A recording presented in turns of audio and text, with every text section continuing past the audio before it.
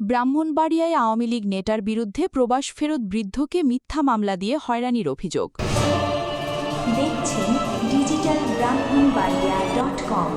আমরা স্বাধীনতা ও উন্নয়নে বিশ্বাসী। ব্রাহ্মণবাড়িয়ার সদর উপজেলার রামরাইল ইউনিয়ন আওয়ামী লীগের যুগ্ম আহ্বায়ক ও সাবেক ইউপি সদস্য মুজিবুর রহমানের বিরুদ্ধে প্রবাস ফেরত এক বৃদ্ধকে মিথ্যা মামলা দিয়ে হয়রানির অভিযোগ উঠেছে।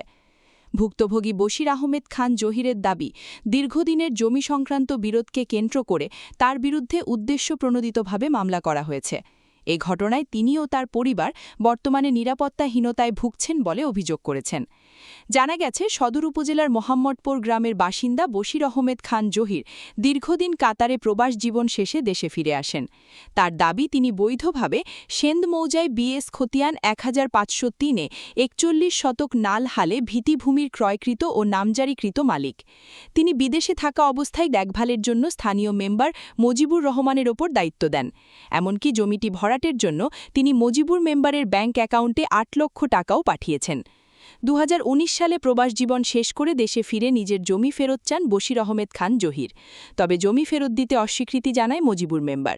তৎকালীন সময়ে আওয়ামী লীগ ক্ষমতায় থাকায় ও নিজে ইউনিয়নের গুরুত্বপূর্ণ পদে থাকায় উল্টো বশির আহমেদ খান জহিরকে নানাভাবে হয়রানি শুরু করে মুজিবুর মেম্বার। 5ই আগস্টের পর এ বিষয়ে ব্রাহ্মণবাড়িয়া সিনিয়র জুডিশিয়াল ম্যাজিস্ট্রেট আদালতে মামলা দায়ের করেন বশির। আদালতের আদেশে মামলার তদন্ত চালায় ডিবি পুলিশ। ডিবির তদন্ত রিপোর্টের ভিত্তিতে মুজিবুর মেম্বারকে জেল হাজতে পাঠায় আদালত। এতে ক্ষুব্ধ হয়ে বর্তমানে বশির আহমেদ খান জহিরের পরিবারের ওপর নানাভাবে নির্যাতন চালাচ্ছেন মুজিবুর মেম্বারের পরিবার। অভিযোগ ভুক্তভোগীদের। সম্প্রতি ব্রাহ্মণবাড়িয়ার দ্রুত বিচার ট্রাইব্যুনালে মুজিবুর মেম্বারের স্ত্রী ফাতেমা বেগম বাদী হয়ে আইন শৃঙ্খলা বিঘ্নিকারী অপরাধ দ্রুত বিচার আইনের 4/5 ধারায় একটি মামলা দায়ের করেন। মামলায় আসামিসহ 6 জনকে আসামি করা হয়। মামলায় অভিযোগ করা হয়, আসামিরা অস্ত্রশস্ত্র নিয়ে হামলা, ভাঙচুর, মারধর এবং মালামাল লুটপাট করেছেন। তবে বশির আহমেদ খান জহির অভিযোগ করে বলেন, মামলায় যেসব অভিযোগ আনা হয়েছে সেগুলো সম্পূর্ণ মিথ্যা এবং ভিত্তিহীন। জমি দখলের উদ্দেশ্যে আমাকে এবং আমার স্বজনদের হয়রানি করতে এই মামলা করা হয়েছে। ভুক্তভোগী পরিবারের অভিযোগ, প্রভাবশালী মহলের কারণে তারা নানাভাবে চাপের মধ্যে রয়েছেন। মিথ্যা মামলা ও সম্ভাব্য হামলার আশঙ্কায় তারা আতঙ্কের মধ্যে দিন কাটাচ্ছেন। এ বিষয়ে অভিযুক্ত আওয়ামী লীগ নেতা ও সাবেক ইউপি সদস্য মুজিবুর রহমান কারাবন্দী থাকায় তার মন্তব্য পাওয়া যায়নি।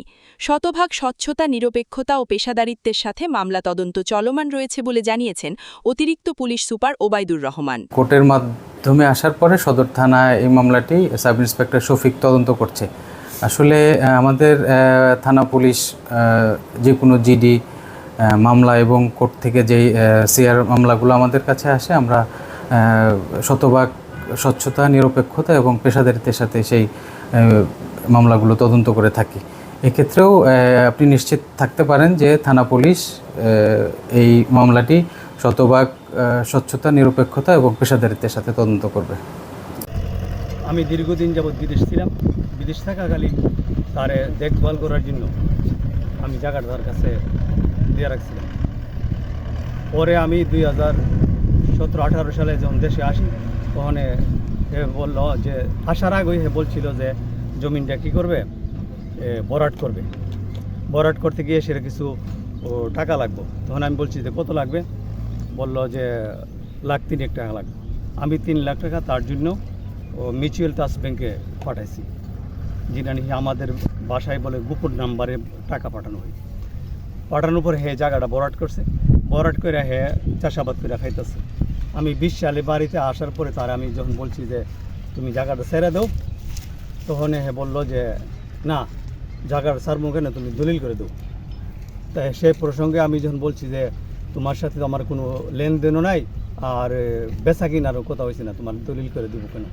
তখন হে একদিন জোরালোভাবে চিল্লাপাল্লা করছে যে তোমার কাছে আমি কিনছি 5 লাখ টাকা দা, আমার সাক্ষী আছে। তখন আমি বললাম যে তোমার কোনো সাক্ষী থাকলে সাক্ষী নিয়ে বসো। তো সাক্ষী নিয়ে আজ পর্যন্ত এখন পর্যন্ত বসতে পারে নাই।